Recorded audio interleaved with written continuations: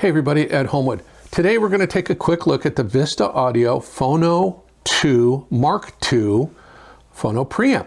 But before we get started, big shout out to Mark Antonio of the Audio Pursuit channel on YouTube. Mark sent me this unit. It's his personal unit. He sent it to me for review, and I thank him for that. And it'll be going back to him when we're done. So anyway, the Vista Audio Phono-2 MkII is a $400 phono preamplifier that can accommodate anything you want to plug into a cartridge-wise. Honestly, wait till you see all the adjustments on this thing. The cool thing about this is it operates in Class A mode as long as the input impedance of the preamplifier you're plugging into, preamplifier, integrated amplifier, whatever, is the input impedance is greater than 1 kilo ohm. Below that, that gets to be a little harder to drive, like as impedance on speakers drops. So it obviously then goes into a Class A-B mode. But 99% of the time, you're probably going to be in pure Class A mode. The other interesting thing is it is a direct coupled design. That means no audio signal passes through any capacitors. That's really cool, especially at this price point. Has a great RIAA frequency curve. It's a passive equalization. Really wonderful. And when we do a little deeper dive on the unit itself, you'll see that it has a ton of adjustments. So it can accommodate literally almost any cartridge you can think of, regardless of that cartridge's requirements from a phono preamp. This thing's got a gazillion different adjustments. So why don't we do this? Why don't we take a look at the front? We'll take a look at the top briefly. We're going to take a look at the back. We're going to take a look at the bottom. There's a lot of stuff going on the bottom of this unit. We're going to go inside. We're going to talk about what's going on in there. And then when we come back, we'll finish up the review. Well, here we are looking at the front panel of the Vista Phono-2 MkII. And as you can see, just very simple on-off switch. But I don't know if you can see, there's a beautiful orange glow that goes all the way around the faceplate.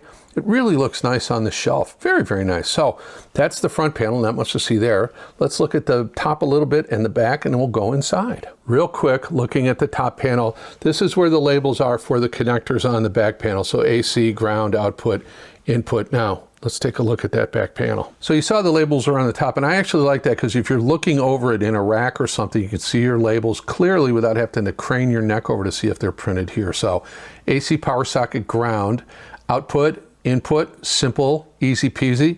Let's look at the bottom now at all these dip switches, and we'll dig around inside. Well, here we're looking at the bottom of the Vista Audio piece, and you can see loading over here for your cartridge, 47K, which would be your moving magnet, all the way down to, you'll see it's still set at 100 ohm. That's my particular setting for my moving coil cartridge. Now, gain control, there's a lot of different gain settings because cartridges have various amounts of gain. There are moving coil cartridges that have very low output. There are some that are medium output, some that are high output moving coil.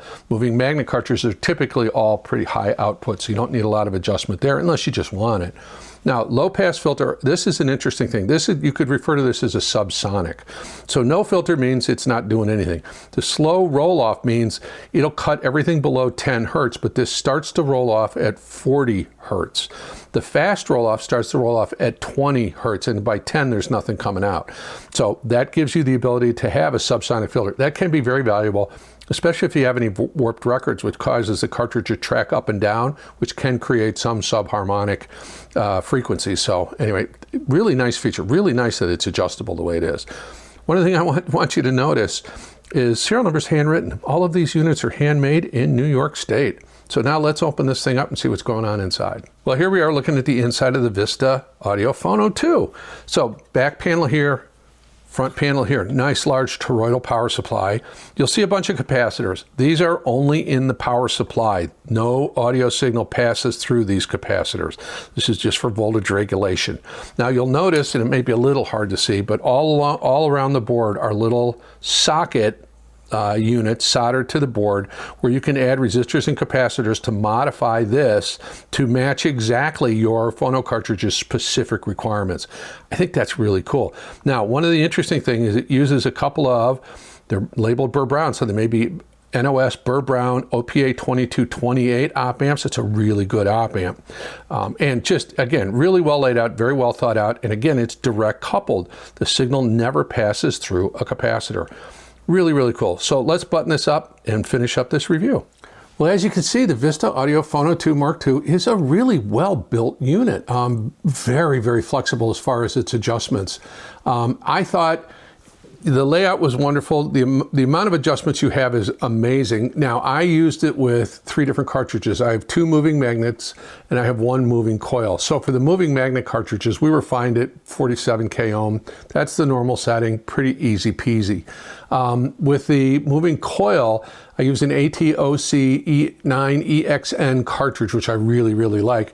That sounded best on the 100 ohm loading. Now, I could adjust it and change it and mess around and come up with a million different adjustments, but I wound up, and I tried it, and I wound up settling on the 100 ohms as being the best sounding.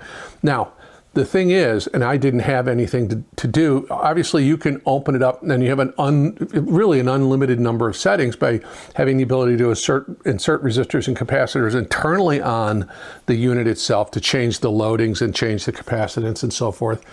I didn't do that, obviously, but it does give you the flexibility to make this work with, I think, probably any cartridge you're going to find out there. And at the $399 price point, that's really remarkable. Now, I did compare it to 2 other phono preamps that I have in. One is on loan from a friend, so I'm not going to actually do a review of it. The other is the Cambridge Alva Duo, which is my daily driver. Now, the differences between the 2 is this one, obviously, with direct coupled, no capacitors in the signal path. I think sonically it is superior to the Cambridge Alva Duo, but the Cambridge Alva Duo is one of those kind of plug and play sort of things. It doesn't have any adjustments. You plug in moving magnet, you're going to get 47 k ohm. You plug in moving coil, you're going to get 100 ohm. So with this, with all the adjustments, obviously in the direct coupled signal path, sonically this was a little better, but obviously it's a little fiddlier unless you're just doing 1 cartridge. You want to set it up. Once you get it all done, you get all the switches where you want it, everything the way you like the way it sounds, you're just going to set it down and not even mess with it anymore. So the fiddliness of it is only just initially in the setup, but you know what, it's kind of fun. The only issue I had was, I'd go back and sit in my listening chair, listen to some music. I'd have to get up, go over to the rack, flip things over, flip switches, put it back, go back in and listen. And so that lag in between listening sessions kind of made it a little bit harder to hear some of the very subtle differences with some of the very fine adjustments this offers. But I think overall, once you get it dialed in, this thing's going to be satisfactory beyond belief.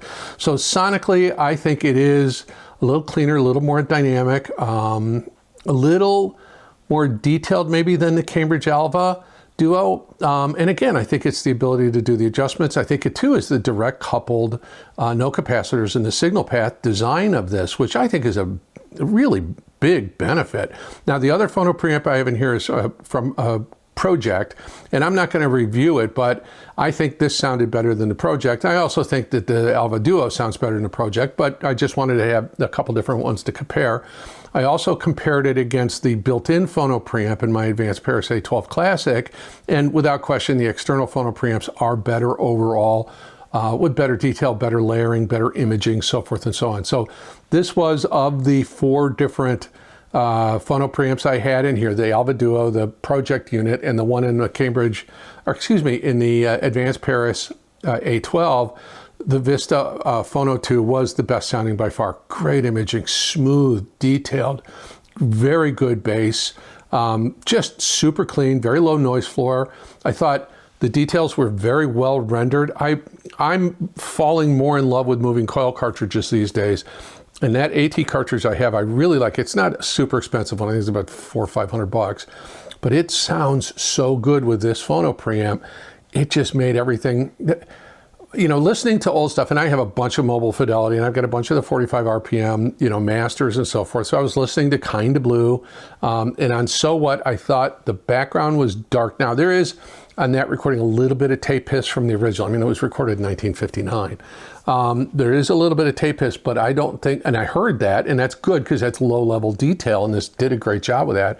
But I also thought Jimmy Cobb's cymbal on the opening, just that little had a sheen to it, had a little bit of a better definition to it than the other phono preamps I tested. So I was very, very impressed with the Vista Audio piece.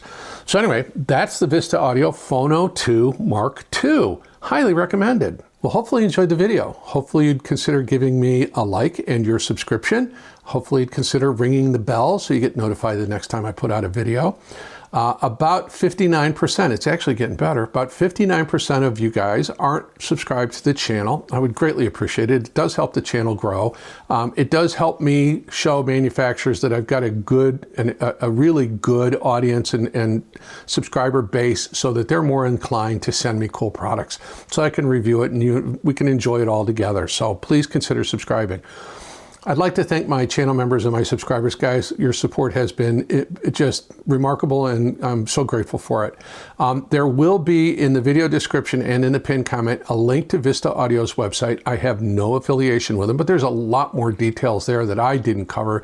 There's a lot of technical details there.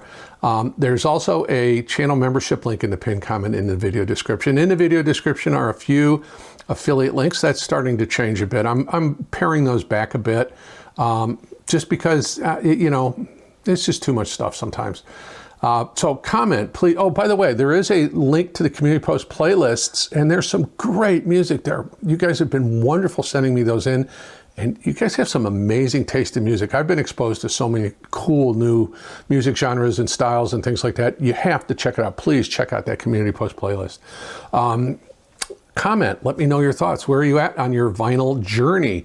Is this something you're looking at? I would recommend this over almost anything up to around $500 or more, $500 or so dollars phono preamp. I think this will outperform it. It was that good. So anyway, comment, let me know your thoughts. So please like, subscribe, comment. You can follow me on Instagram. I'm on there every once in a while. I think that's everything I need to cover. My name is Ed Homewood. This is the Old Guy Hi-Fi channel, and now you need to go sit down, take some time just for yourself, put on some beautiful music, sit back and relax. Thank you for your time today. I really appreciate it. I hope you have a wonderful day.